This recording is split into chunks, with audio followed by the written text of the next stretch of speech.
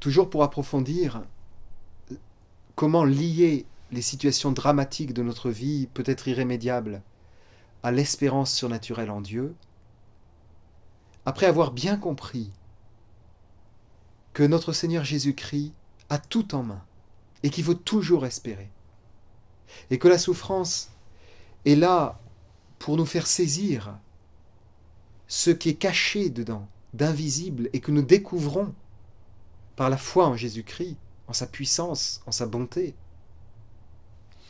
Il faut maintenant, eh bien, essayer de saisir que notre souffrance contient, cachée, invisible, une force de conversion. C'est-à-dire que la souffrance en tant que telle nous détache de nous-mêmes, nous détache des personnes qu'on aime, nous détache des biens qu'on aime, peut-être de notre santé, peut-être de nos facultés. Tout ceci nous détache, mais pas pour nous laisser vides. C'est un détachement d'un côté pour nous attacher à Dieu d'un autre côté. Et c'est ça la vraie conversion de notre âme. La vie qui vient en notre âme, la vie éternelle, c'est ça. C'est lorsqu'on se détache d'ici-bas pour s'attacher au bon Dieu, pour commencer à espérer Dieu, à aimer Dieu, à vouloir ce ciel. Alors c'est irrémédiable, cette souffrance est là aussi pour nous détacher. Et vous le savez bien, que ça va être souvent pour nous, contre notre gré bien souvent, mais une forme de libération. Ça nous libère un peu de notre, comment dire, de notre esprit un peu bourgeois, si on peut dire, d'attachement à toutes nos facilités, aux biens d'ici-bas, à notre existence peut-être très bien organisée, à la sécurité de notre existence, à nos automatismes habituels. Ça nous détache d'un coup de tout cela. Lorsque le drame arrive dans notre vie, il y a une sorte de libération, de détachement, de purification qui se fait et qui nous met dès lors sur le chemin du ciel. Mais comprenez cela. Lorsque vous êtes atteint par la souffrance, qui de toute façon vous détache, si vous ne faites pas à côté cet attachement à Dieu, cette confiance en Dieu, cette espérance et ce désir du ciel, vous allez vous retrouver uniquement dans la souffrance, détaché. Il n'y a que la souffrance et il n'y a pas la compensation. Il n'y a pas l'élévation de votre âme. Il n'y a pas cet attachement au bon Dieu, ce cœur à cœur qui va commencer à se mettre en place avec Dieu. Et c'est là que la désespérance arrive.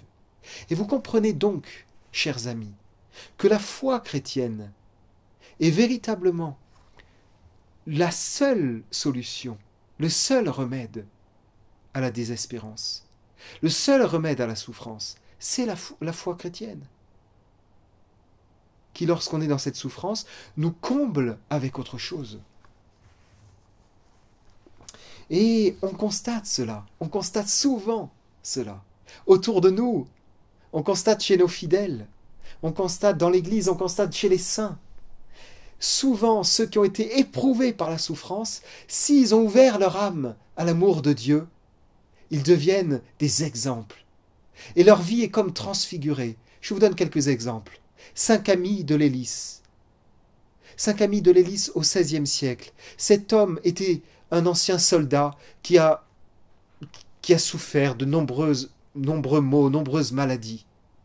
Il a essayé même de rentrer chez les religieux, chez les capucins. Les capucins ne l'ont pas accepté parce qu'il avait une maladie, il était trop chancelant dans sa santé.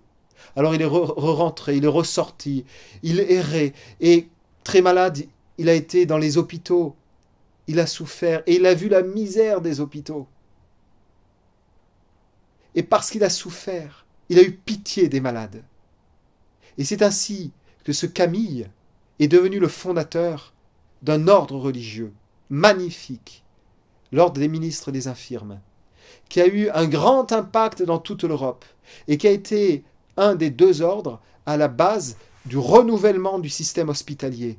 C'est lui qui a mis en place toutes ces normes hygiéniques qui n'existaient pas dans les hôpitaux, qui a mis en place tout ce côté humain avec les malades, de s'occuper vraiment des malades, de les aimer, d'être attentif, de leur offrir de l'amitié, de la présence de la part des soignants, de leur offrir même mieux que ça, la consolation, le soutien spirituel, de leur apporter les sacrements et de leur ouvrir la vie éternelle.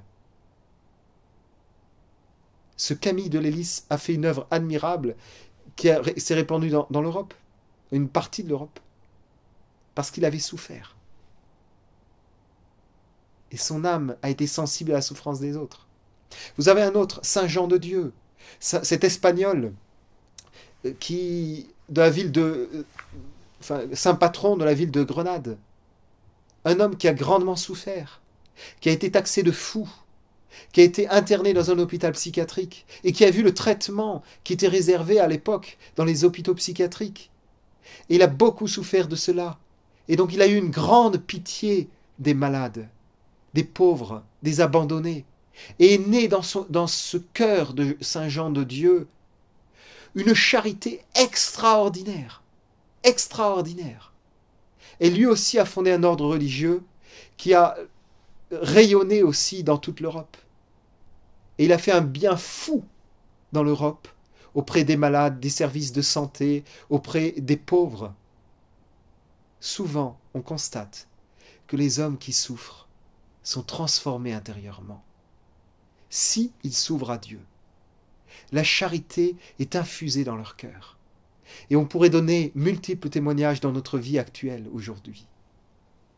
Il y a véritablement, par la souffrance, une sorte de vie éternelle qui commence vraiment à s'infuser en nous, une vie de Dieu.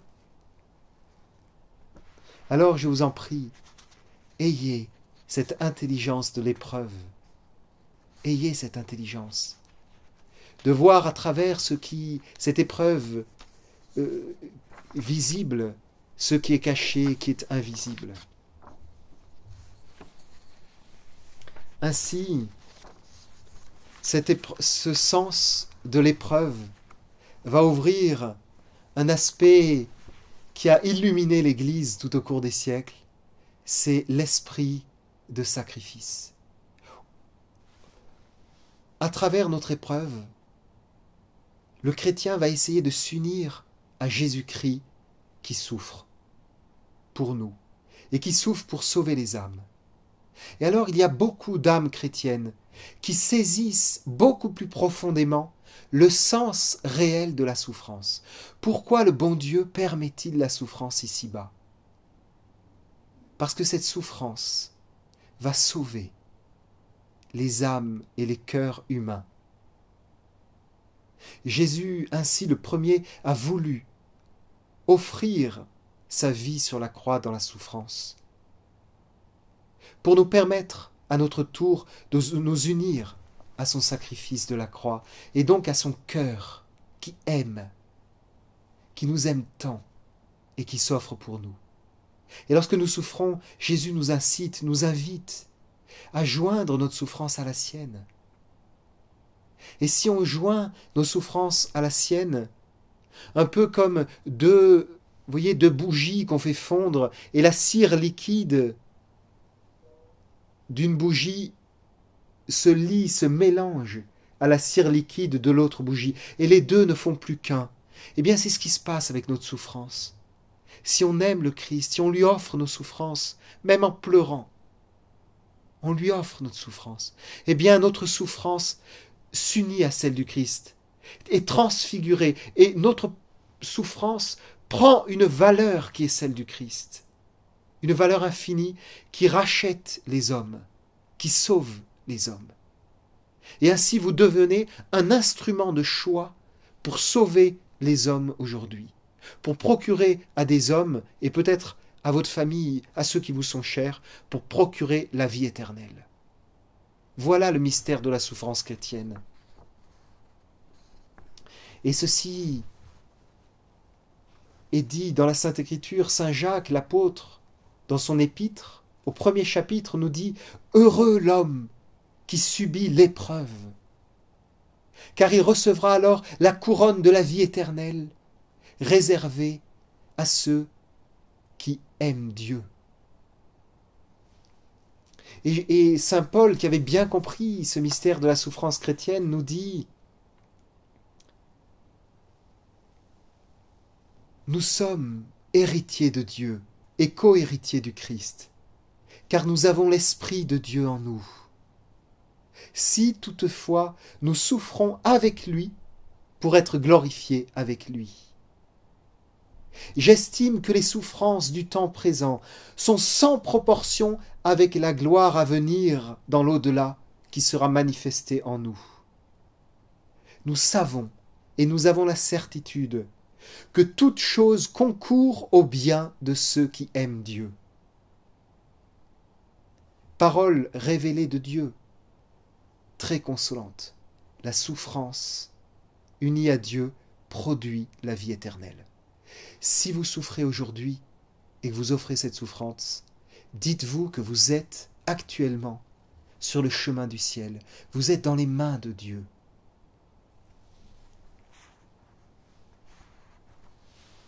Et dans un magnifique sermon de son jubilé sacerdotal en 1979, Monseigneur Lefebvre dira ces paroles: « Vous le savez bien, chers amis, nous avons tous des épreuves, nous avons tous des difficultés dans notre vie, dans notre existence, et nous avons besoin de savoir pourquoi nous souffrons, pourquoi ces épreuves, pourquoi ces douleurs, ces souffrances, pourquoi toutes ces personnes étendues sur des grabats, tous ces hôpitaux pleins de malades, pourquoi ?» dit Monseigneur Lefebvre. Et il répond, le chrétien répond: pour unir mes souffrances à celles de notre Seigneur Jésus-Christ à la messe, unir au saint-autel de la messe, et ainsi participer à l'œuvre de rédemption des âmes de notre Seigneur Jésus-Christ, ainsi mériter pour moi et pour ces âmes le salut du ciel. La souffrance est donc comme un raccourci pour gagner le ciel.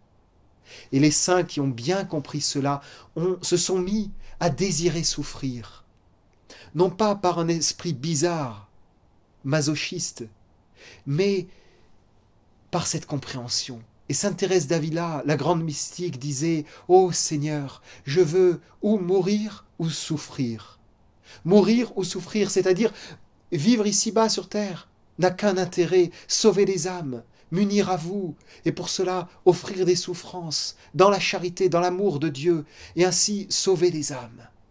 Voilà la réalité de notre vie. Chers amis, vous qui souffrez, comprenez qu'il y a entre vos mains un trésor. Je comprends bien, ce n'est pas facile à entendre, mais il faut méditer cette réalité.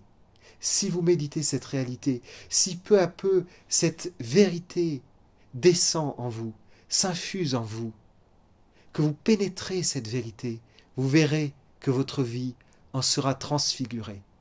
Et je conclus en disant, c'est une des grandes joies de notre vie de prêtre, de voir qu'il y a des âmes dont on s'occupe, qui sont dans des souffrances extrêmes. Je ne raconterai pas certaines de vies qu'on nous confie, des souffrances extrêmes, des situations irrémédiables, avec des âmes qui sont dans ces souffrances, qui se livrent à Dieu et qui passent de la révolte et des pleurs à une paix de l'âme. Et leur âme devient comme une âme paisible. Même si les pleurs, les larmes coulent encore de leurs yeux, ce sont des âmes paisibles, qui sont pénétrées de l'amour de Dieu, d'une profonde espérance, qui nous parlent beaucoup, qui sont pour nous de grands exemples. Et ces personnes-là possèdent leur âme. Leur âme est entre leurs mains.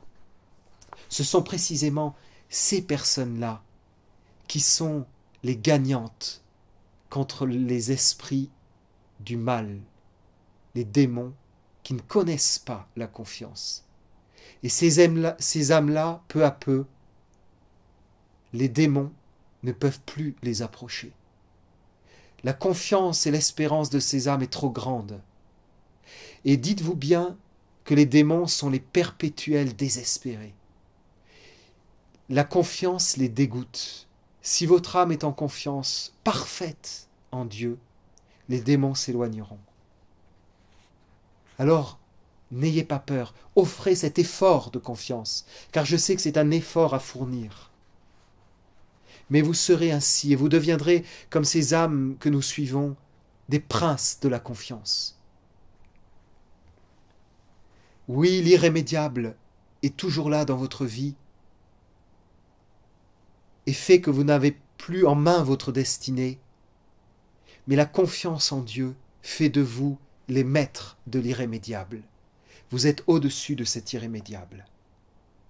Et ainsi, à vous, comme l'ange Gabriel l'a dit à la Vierge Marie le jour de l'Annonciation, à vous aussi, votre ange peut vous dire, sachez que rien n'est impossible à Dieu. Rien.